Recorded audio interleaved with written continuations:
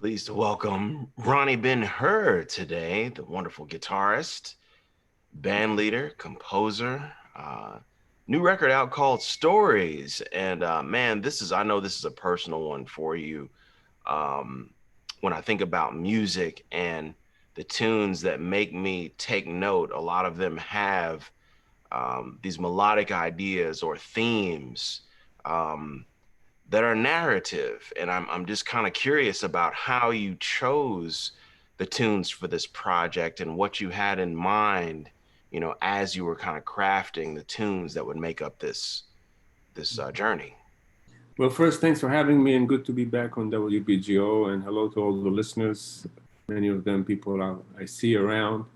I think that in some ways these songs chose me from the fact that they just became part of my life. Some songs are songs that I've known since being a little child, like La Serena and Aunam.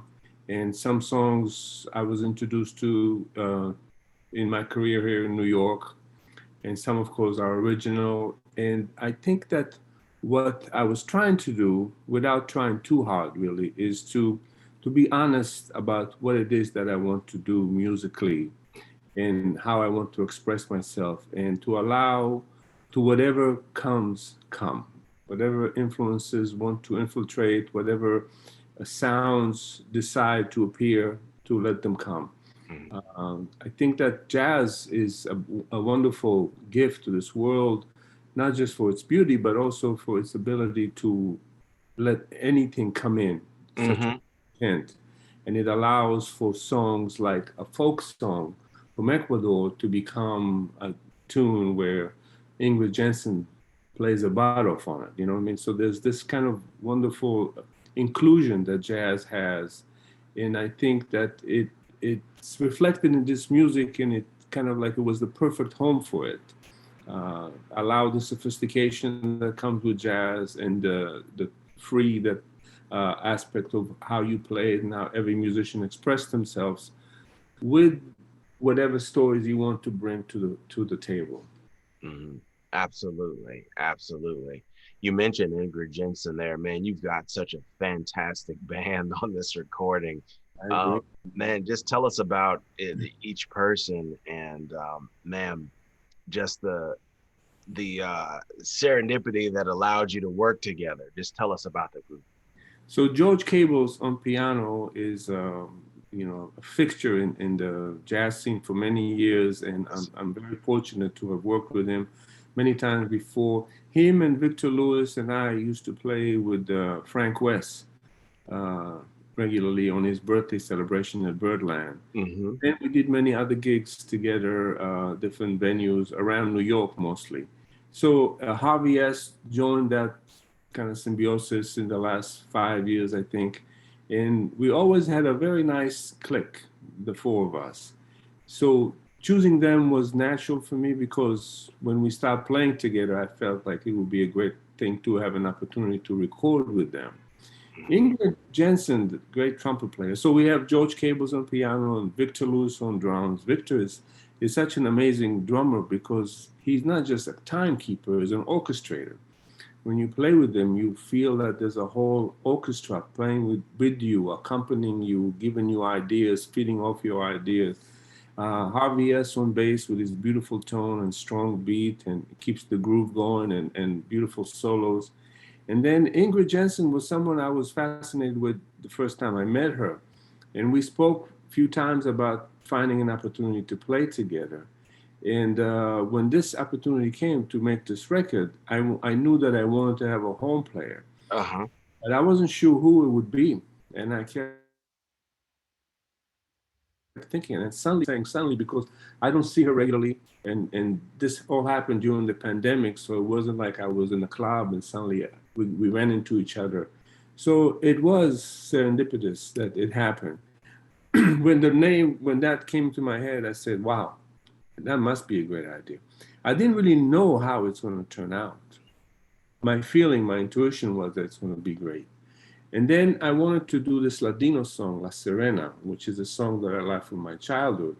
And I needed somebody who can speak that language. Ladino is a Spanish a language of the Jews from Spain, a very ancient language. And again, suddenly the name of Margot Serrera came to my mind. And she's someone I've known for the last 20 years, and we had opportunities to play a couple of times, but we don't see each other often. And she's in Mexico. And that was a very inspired idea because she added so much color and texture to this song. The same with Ingrid. And then she also introduced us to that song, Doblar, which is a protest song from Uruguay that also became a wonderful part of this album. Tammuz Nissim, the other vocalist, is an Israeli singer that I met here in New York through Harvey. And the song Ha'omnam, which is a poem, a Hebrew poem from 1941 that speaks about just a simple idea of taking a walk in the field, feeling the rain, feeling the sun, seeing the puddle without being surrounded by death, by horror, by destruction, without being hunted and chased by people who want to kill you, with the ability to just touch things and love things. That's what the poem speaks about. And it was written in 1941 during the Holocaust. And I always felt that it's a theme that is always relevant. Unfortunately, in our world, it seems always there's somebody somewhere, too many times, too many places, that song speaks to them. And I wanted to make that song come out and include it in this project. And I needed somebody who would sing in Hebrew. And Tammuz came to my mind. And again, I felt that it was an inspired idea. And I think some kind of way, something, the power of being, the world wanted this album to come out and be so successful because everybody fits so well with each other. It wasn't just about one person worked really well with me. Everybody works so well with everybody else, and some of them never met before. So I think everybody brought a lot of love to this project, and that's what made it come out and flourish. And that's fantastic. That's fantastic. Man, it's interesting with, the narrative and with stories. You've had an interesting story too, and I'm always curious with the folks that have been a part of the scene internationally and specifically in New York for as long as you have, the contrasts of when you first moved here, the scene that you found versus the scene that you operate in the present day. Could you kind of compare and contrast? Without getting into trouble? It's free, sir. It's whatever you want to say. Yeah, I understand. Well, I think that one thing that is very different between now and then is that many more people were around then, as far as the musicians and as far as the audience as well. People who experienced this music from the beginning. And the jazz, it gives you a lot of challenges as far as the intellect of it, the sophistication of it, the high level of skills that needed to be, that you need to have in order to play this music. And those things are really trappings because it's easy for us as humans to spend a lot of time about getting better, faster, stronger, to know more, to have more information in our head. But the essence of the music is first is beauty. It's an art form, so it needs to have beauty. So that was always present in the older generation. It's present with younger generation too, but I felt I was exposed to it. I was very fortunate, and everybody was around then, to see all these people with all these facilities focus on the beauty of one note. And I think the other part of it is that the social context of this music was clearer to more people in those days. I think that one of the reason jazz had so much fire in those days, and why someone like John Coltrane can sound like he's speaking to God when he's playing, is because really that's the only time he was allowed to be himself. Interesting. And to know that, to firsthand to speak to people about that, you understand how sacred this music is, how much meaning it has, and how much it was a shelter for people to be able to be free, really. On stage was the only time that they were able to be free. People like Duke Ellington and Billie Holiday. Right. So I think that was something, that historical context that existed more in those days. And as far as the trapping of information and technique, people have to remind themselves. You know, I was listening a little bit to the segment you did with Joe Farnsworth, and he was talking about slow down. You know? Mm-hmm. And that is so true. You know, that's what people will just tell you. Just take it easy. Walter Booker told me the story that he played with Monk for a month. For a month, he played with him for a long time, but after 1 month, Monk didn't say anything to him. Mm. And they were hanging out outside the Village Vanguard, smoking weed, and now it's legal, so you can say it. And Bookie asked him, I said, Monk, is everything okay? Is there anything? So he told him, everything is cool, man. Just take it easy. So I think that was also is a very important thing to remember. Just calm down. Just tell your story. It's truth. Don't try to put the wool over everybody's eyes. Don't try to be fancy. Don't try to do something just to impress someone. Just tell your story because it's very important and it's very precious to us. Yeah, I like that. I like that, Ronnie. And I think about um, the younger generations that are coming up in this music, many of them, having the benefit of, all of these recordings, to be able to hear, these masters and someone like you who walked among these giants, if you had to tell us, and I know this is cheating a bit, but three people on the scene who have had the most impact on you. I'm a sucker for stories. Mm, Who would you say would be your three key mentors that you mm. either performed with or you even walked with that have given you an insight into the musical wisdom that has made you the player that you are? Well, Barry Harris has been a big part because I came to New York to study with him.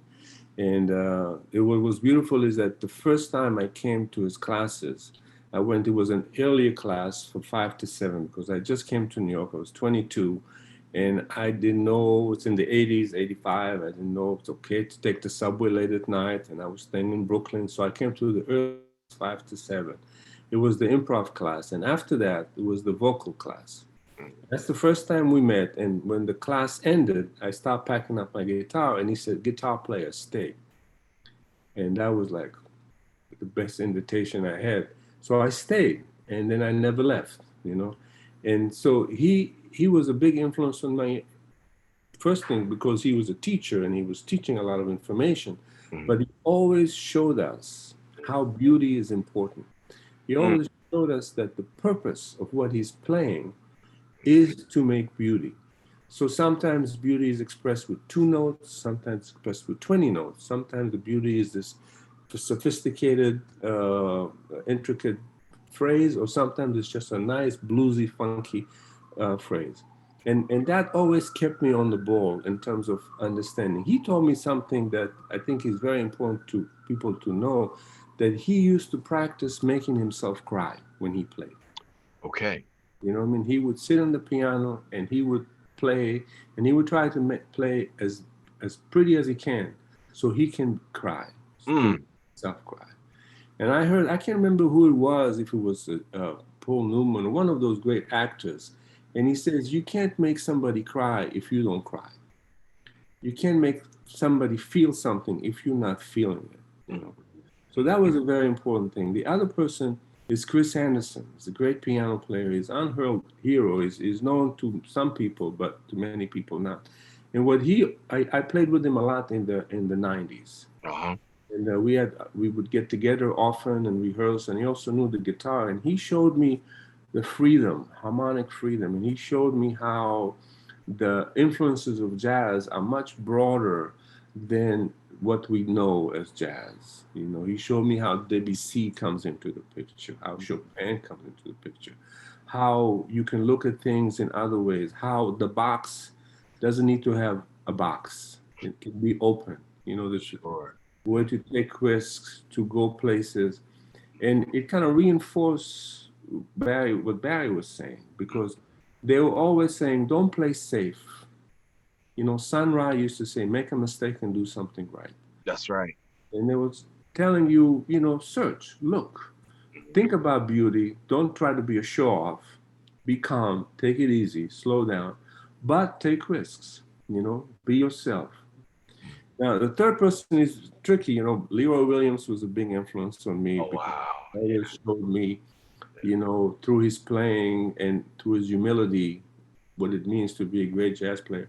Walter Booker was also Earl May, many people, really, you know, many people. And I think that what Lenny Andrade, the great Brazilian singer, you know, I think what all comes across is you see a humility of a person with incredible ability, and the focus is on love and beauty. Mhm. I don't want to sound corny, you know, I mean, but that's really what would come out. That's what would project out of it. Yeah. No, no, that's great. That's great. And then you walk with the giants and you're in that tradition to hear you play, I can tell that pianistic influence, on the guitar and that hard swinging. You mentioned Walter Booker, and then Earl May, that hard swinging thing that you have. And it's really interesting in hearing some of the new guitar players who have different approaches, nothing I'm calling right or wrong, Mhm. but how would you encourage a guitar student? This may be a leading question, but away from their own instrument, what is the other instrument that they should maybe check out for a perspective that can help them strengthen what is the guitar? Mm. Well, you know, piano is a good place because it doesn't have the limit of you play guitar with one hand on the strings and pluck the other one. They have the two hands. But when you listen closely, you know, when you listen to Monk and Bud Powell, for example, and you transcribe that, you see that the chords they are playing are really guitar chords. The guitar is Wow. built as a modern instrument. It's structured in the way to accommodate modern voicings. So basic chords on guitar are actually advanced chords.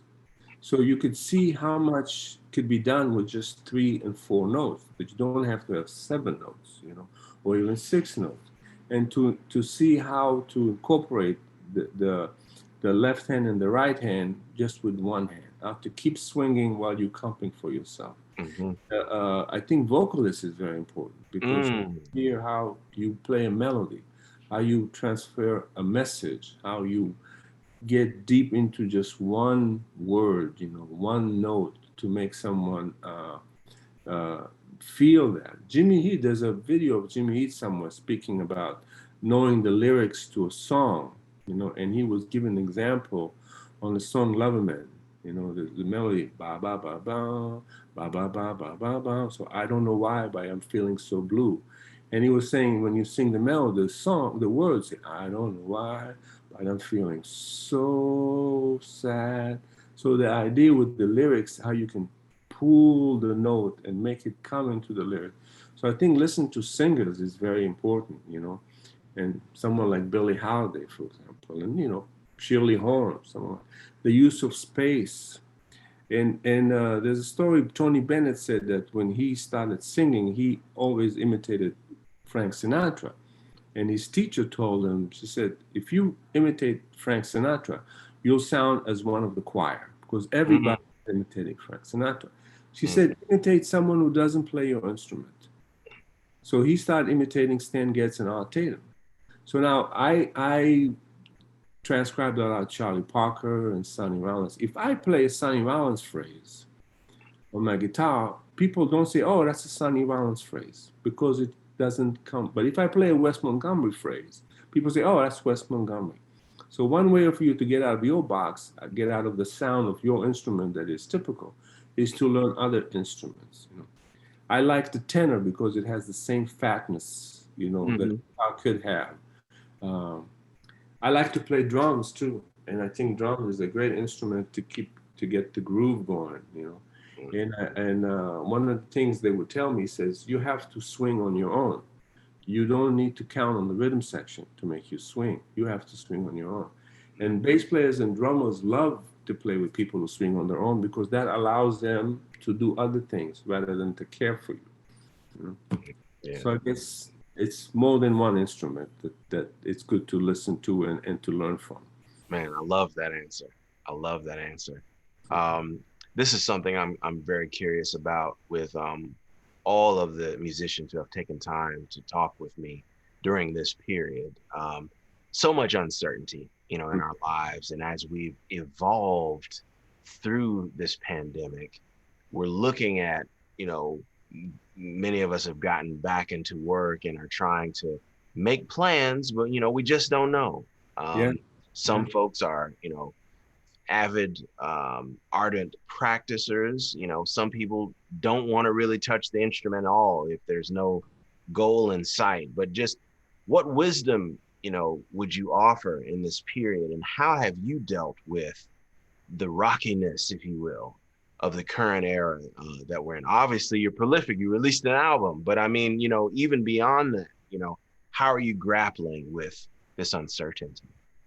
Well, things are very different now than were 3 months ago. So it's nice to see the light at the end of the tunnel, even though with the variants, things are getting unsettled again. And I think that it taught us about patience, taught us about, we have no control. It's not up to us. Mhm. Every moment we have, we should be grateful for and do what we can.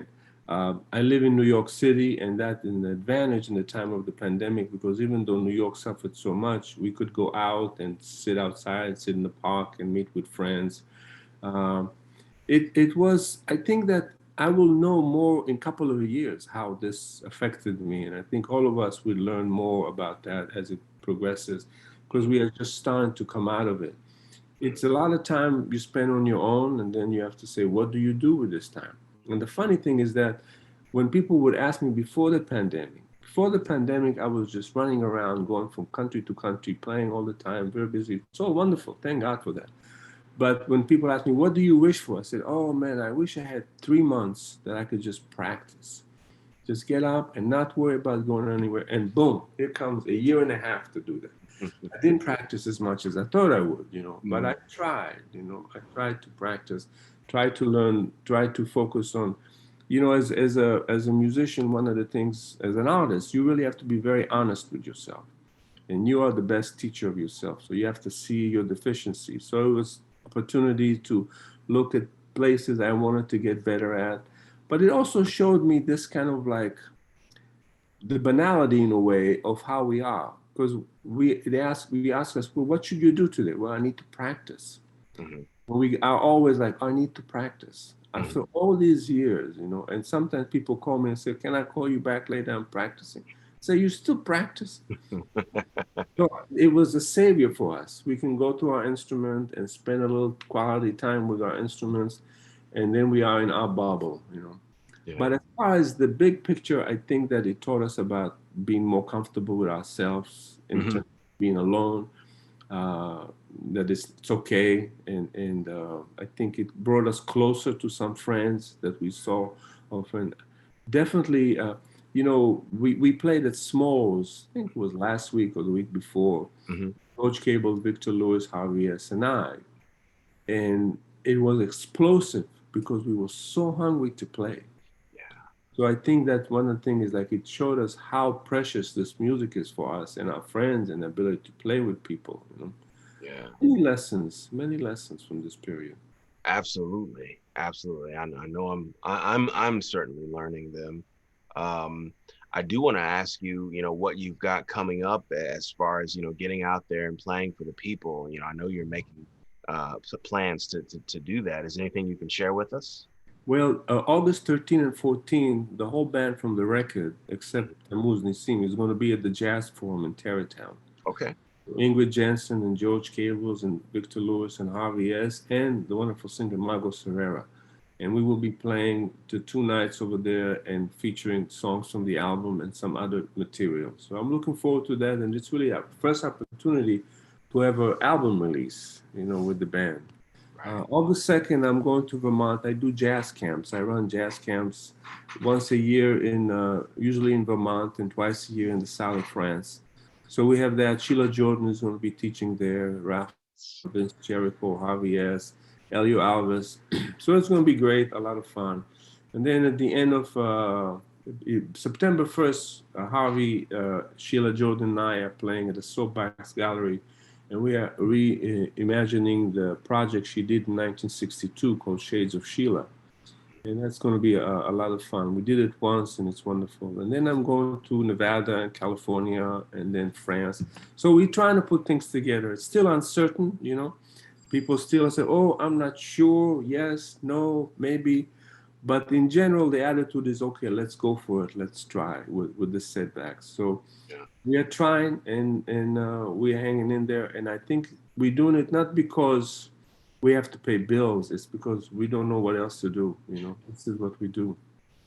Absolutely, absolutely. I know I've been encouraged by just the tenacity and the enterprising spirit that I'm seeing out of um, all generations of musicians. You know, Right. trying to make things happen um, in this uncertainty. And like you said, this is just what needs to be done. You know, this is this you have to play. You know, you have to play.